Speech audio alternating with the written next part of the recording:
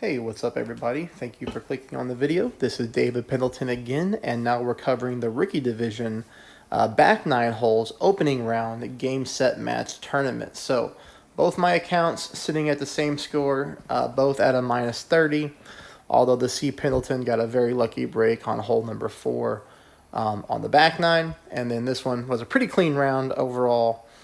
So, pretty excited about that. Definitely moving both accounts on to the final round, so I will see you on Saturday morning for the final round breakdown. If you're not a subscriber, please become one. Please take a moment really quick. Just hit the thumbs up button on the video to like it. Believe it or not, that does actually help me out a little bit. All right, let's go. Hole number 1, 25% at max. We are going to go with pretty heavy backspin here and 1 bar of side spin to the right.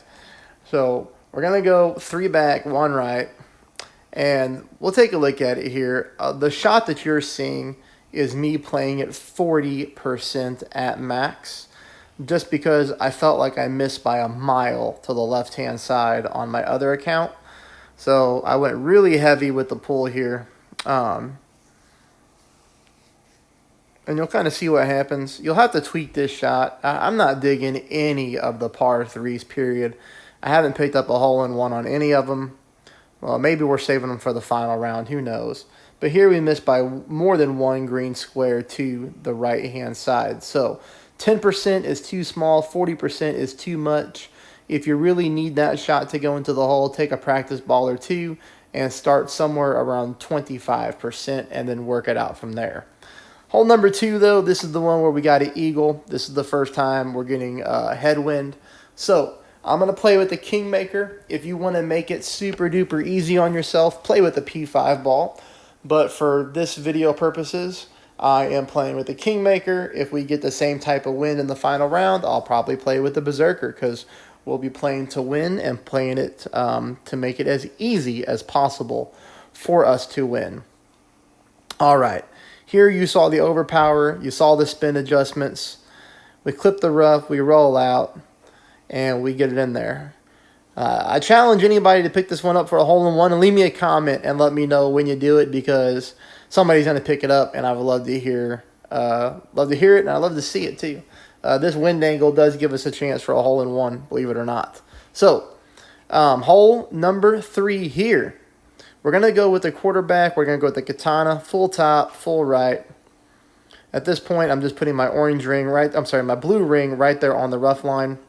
As you can see, I make a 10% pull at max, no overpower, perfect ball. I'm just going to fly through this hole because I don't like it. Here, -20% at max. I know the shot is downhill, I get that, but we've played at -20% in other tournaments before, and it just plays that way. At least for me it does. So even though it's downhill, we play it uphill numbers, and sometimes that's how the game works out. Here you see I've got my ball guideline going through the hole like that. I make a very small ring pull.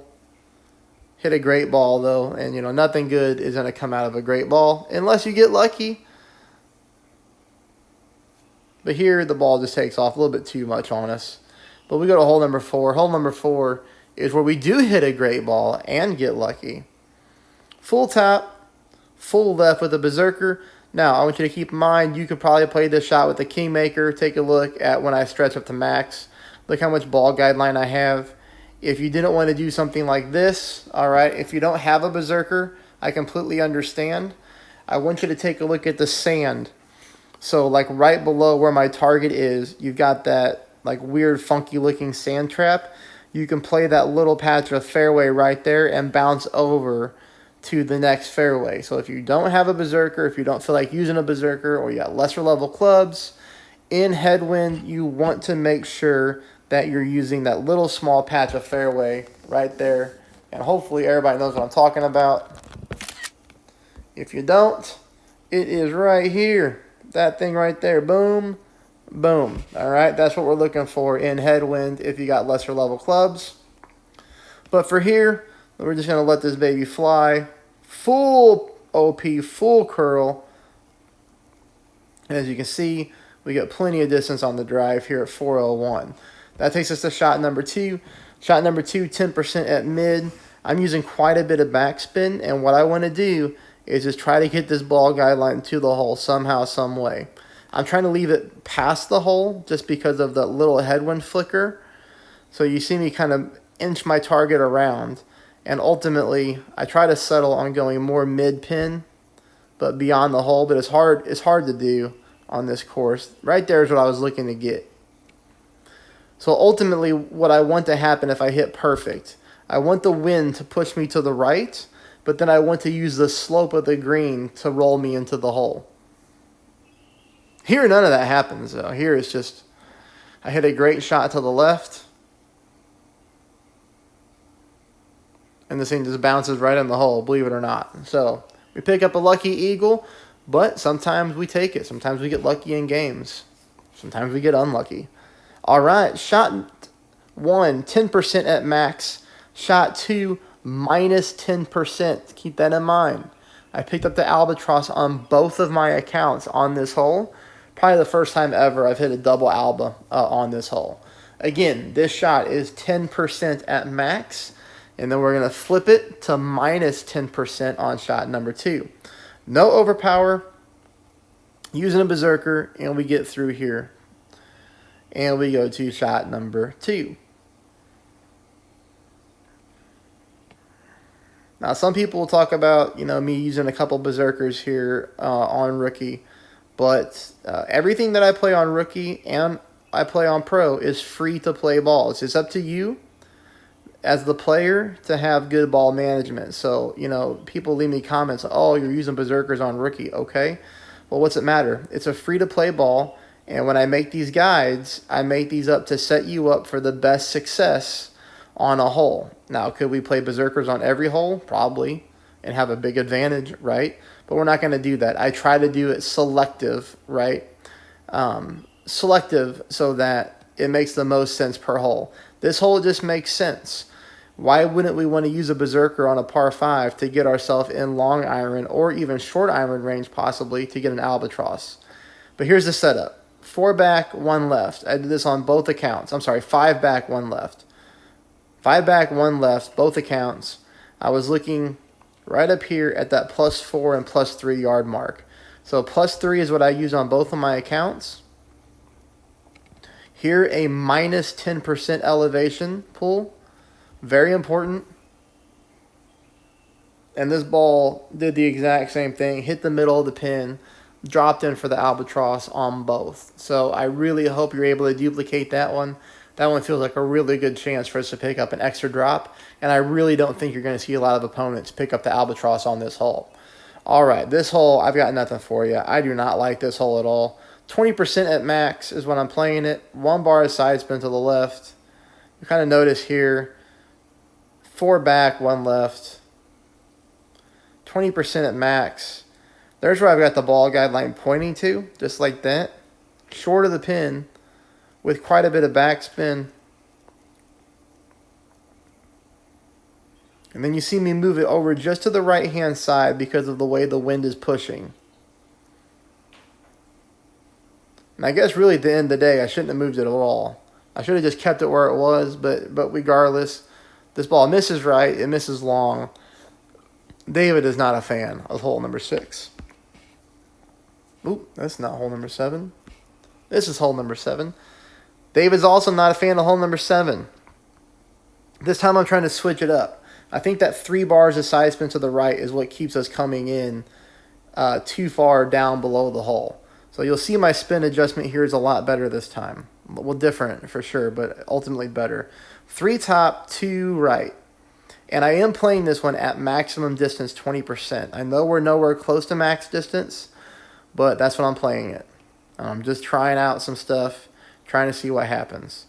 So 3.5 mile per hour. This is going to be like 4 rings. I went with no overpower this time.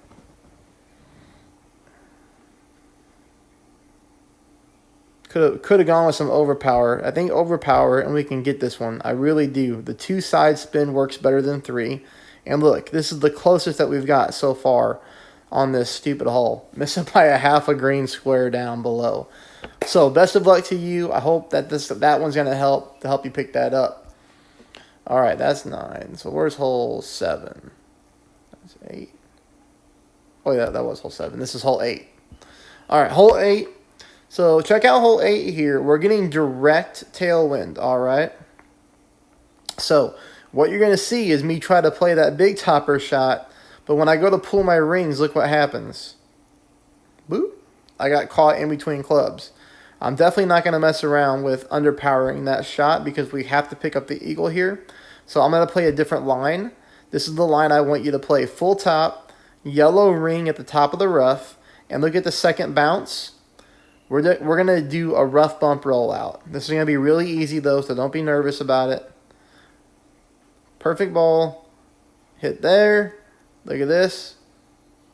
Plenty of room over the sand trap. Hit the rough, roll out. Could even use a tad bit of overpower if you want to.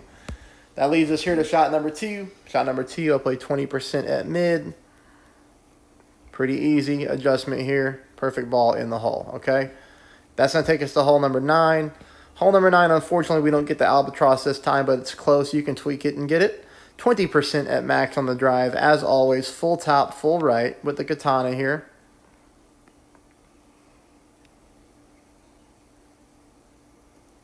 Take note of the curl.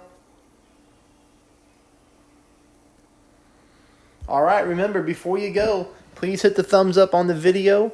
If you'd like to support my efforts throughout this tournament week, you can definitely do so via PayPal. That's in the comment section below. That'd make my day to have something come through.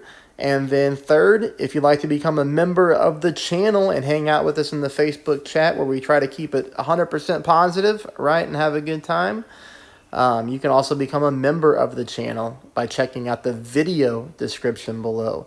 Here, 10% at mid, 2.4. Wind is 2.4 rings. Ultimately, I just end up missing this one to the right a little bit, I believe.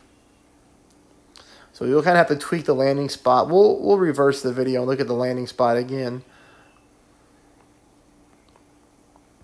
But the speed is perfect. We miss it by about 3/4 of a green square to the right. This was my landing spot. Unfortunately, I hit a great ball on my other account, so I really only got one crack at this. Take a look at the landing spot there. The end of the ball guideline is in that dark green square, almost in the corner. We would like to move that over. I would move that over half a green square to the left. That's kind of what I would start at and see if you can get that ball to drop. Hey, thanks everybody. I will see you tomorrow for pro, maybe today, but definitely tomorrow, same time, and I'll see you in the final round. Best of luck.